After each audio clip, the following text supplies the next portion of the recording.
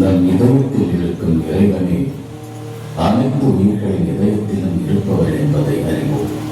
அன்பார்ந்த பக்தர்களே, என்னுள் உள்ள இறைத்தன்மையும் பிறருள் உள்ள இறைத்தன்மையும் வெவ்வேறு அல்ல.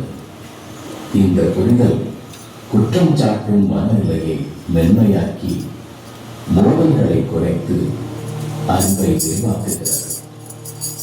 நாம ஜபம் பிரிவினரிலிருந்து இணக்கத்திற்கு நம்மை மெதுவாக மாற்றுகிறது. நாம் பொதுவாக இறைவனை எங்கு தேடுகிறோம்? படத்தில், சிலையில், கோயிலில், ஒரு குறிப்பிட்ட இடத்தில். ஆனால் இந்த உண்மை மிக எளிமையாக சொல்கிறது, நம் இதயத்தில் இருப்பவரே எல்லோருடைய இதயத்திலும் இருக்கிறார். அதாவது நாம் உள்ளே உணரும் அதே இறைவன் முன்னால் நிற்பவரை உள்ளேயும் இருக்கிறார். ஒரு எளிய உதாரணம் பாருங்கள். ஒரே மின்சாரம் பல விளக்குகளில் ஓடுகிறது. விளக்குகள் வேறாக இருக்கலாம், ஒளியின் வடிவம் வேறாக இருக்கலாம், ஆனால் மின்சாரம் ஒன்றுதான்.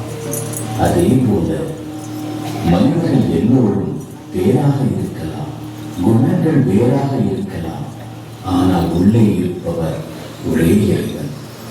இந்த உணர்வு வந்தால் பார்வை மாறும், கோபம் குறையும், வெறுப்பு குறையும், ஒப்பீடு குறையும்.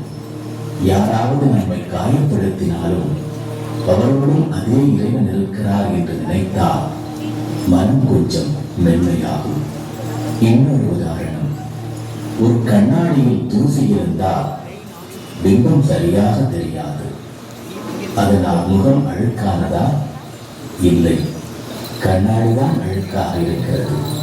அதே போல ஒரு மனிதரின் நடத்தை கடினமாக இருந்தால் அவர் உள்ளே இருக்கும் இறைவன் மாறிவிட்டார் என்று அர்த்தமில்லை.